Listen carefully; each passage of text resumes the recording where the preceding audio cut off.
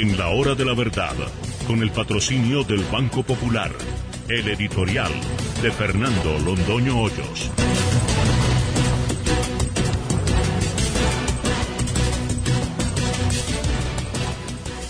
El llamado Marco Jurídico para la Paz, que es un proyecto de acto legislativo que cursa raudo y veloz en el Congreso de la República y llegará a su sexto debate el próximo martes en la plenaria de la Cámara de Representantes, es en verdad un proyecto diabólico para perdonar a las FARC y para entregar el país en sus manos y para dar por terminado el conflicto de Colombia con un ganador único: las FARC.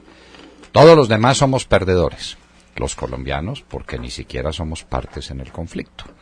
No hemos sido víctimas, no hemos jugado papel de víctimas en el conflicto, no somos partes. Las partes son la guerrilla por un lado y por el otro lado, en pleno plan de igualdad con esos bandidos, nuestro ejército y nuestra policía.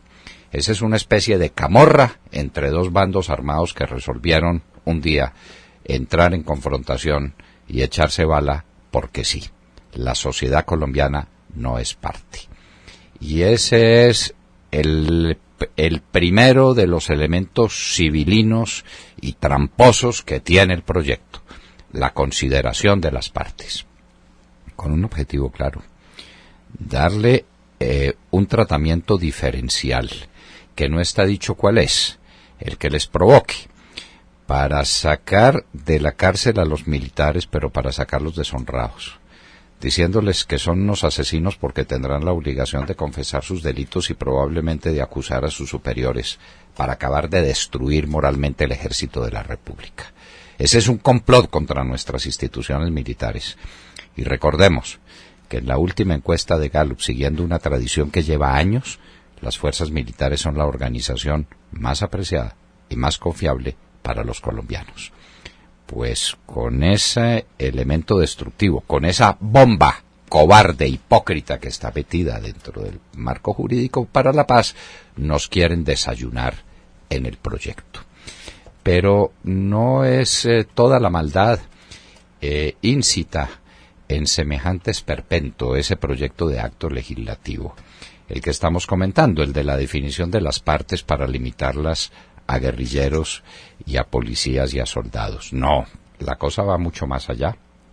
Es que habrá unas conversaciones de paz que tendrá dos criterios fundamentales: la selección y lo que llaman la priorización. Vaya qué buen castellano utiliza el médico Roy Barreras, aunque insistimos para que no nos lo exhiban después como prueba en favor, que el diccionario de Manuel Seco sobre español actual habla de la priorización. El diccionario de la Real Academia de la Lengua, el diccionario de María Moliner, cualquier diccionario serio que se haya hecho no contiene esa palabra, pero ese es un tema menor. ¿En qué consiste la priorización y la selección? En que alguien selecciona a quienes se van a juzgar por parte de la guerrilla. Los demás, los no seleccionados, quedan automáticamente perdonados. El mejor de los mundos, vida feliz. El presidente hace una selección y esa selección de personas que vayan a recibir el juicio, que serán 5, 10, 50 o 5.000, vaya uno a saber cuántos, quedan seleccionados y todos los demás perdonados. Es una facultad de perdón universal que se le da al presidente de la República. Ni siquiera el Congreso tiene la facultad de otorgar una amnistía y un indulto encubierto como este, porque aquí todo es encubierto, porque aquí todo es insano y cobarde y solapado. Pero no solamente eso, sino que hay una priorización. Y aquí entra el fiscal general de la Nación, que desde luego se muestra tan a gusto con el proyecto, porque lo nombran de una especie de rey, de árbitro de nuestro destino. Él dice, a través del orden de prioridad, a quienes alcanza a juzgar, a investigar, para entregárselos después a unos jueces que no sabemos cuáles son. La prioridad. Entonces el fiscal dice que es primero, que es segundo, que es tercero y que es décimo. Entonces los que queden en el lugar 5.000 o en el lugar 500, esos no serán juzgados jamás porque la prioridad nunca les alcanzará. el presidente y el fiscal quedan de árbitros de nuestro destino. Eso tiene un desarrollo final, y es que ya dijimos que los no seleccionados tienen perdón absoluto. Ah, pero ¿y los condenados? No, los condenados sí, quedan condenados. No, señores. También está la facultad de interrumpir la ejecución de la pena. De manera que un guerrillero de las FARC con 500 muertos a sus espaldas, con la siembra de miles de minas quiebrapatas que han destruido la vida de centenares y de millares de campesinos, con la comisión de los delitos más atroces, que avergüenzan a los principales delincuentes de la historia. Atila y Alarico se sentirían muy avergonzados ante los delitos cometidos por estos delincuentes que van a ser perdonados por el señor Juan Manuel Santos y por el doctor Eduardo Montealegre. Ejecución de la pena suspendida. Como la pena es una noción unitaria, pues quiere decir que no tienen que reparar a las víctimas. Quiere decir que las penas accesorias, por ejemplo, la imposibilidad de ejercer funciones públicas, también queda suspendida y pueden venir al Congreso de la República como congresistas.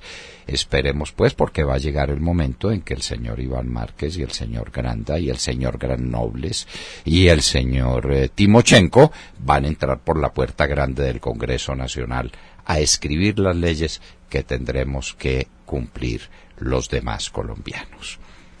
Y uno dirá, bueno, pero por lo menos, pues, esta ostentación de impudicia otorgando perdones tiene el consuelo de que se acaba la guerra. No, no se acaba la guerra. Hay una condición para que estos alzados en armas logren el perdón que se les otorga a la selección, logren el perdón derecho que se les otorga a través de la priorización, logren el beneficio de la interrupción en la ejecución de la pena, sino que hay algo mucho mejor, y es que la única condición es que no sigan delinquiendo, pero nadie les impone la condición de entregar las armas. Ojo con esto, honorables representantes a la Cámara, no tienen que entregar las armas los guerrilleros que van a ser perdonados. Esto va a ser una paz armada. La guerrilla de las FARC ha dicho 1000 veces que no se rinde, que no se entrega, y este proyecto, el de Roy Barreras, les permite semejante ventaja, que se sometan a un proceso de pacificación con las armas en la mano. Toda la condición que tienen no seguir delinquiendo. Y las armas en la mano no es un delito en sí mismo, no. Ese delito queda en suspenso, porque como no habrá vencedores ni vencidos, vamos a quedar en manos de las FARC. Unas FARC perdonadas, armadas, un ejército humillado hasta los tuétanos. Se les dará un valor diferencial para que puedan todos salir de la cárcel, todos los militares, pidiendo perdón y, por supuesto, acusando a sus superiores. Todos a la calle, todos perdonados, y Colombia quedará convertido en una verdadera alcantarilla en la que no se podrá vivir por los vapores deleterios que van a salir de esta paz diseñada por el señor Santos para levantar la mano triunfadora de la guerrilla de las FARC. ¡Qué modernidad! ¡Qué avance! ¡Qué progresismo! Hacia allá vamos. El Premio Nobel de la Paz Juan Manuel Santos, o su candidatura para ser el secretario general de la ONU, tiene un precio. El precio somos nosotros, los colombianos.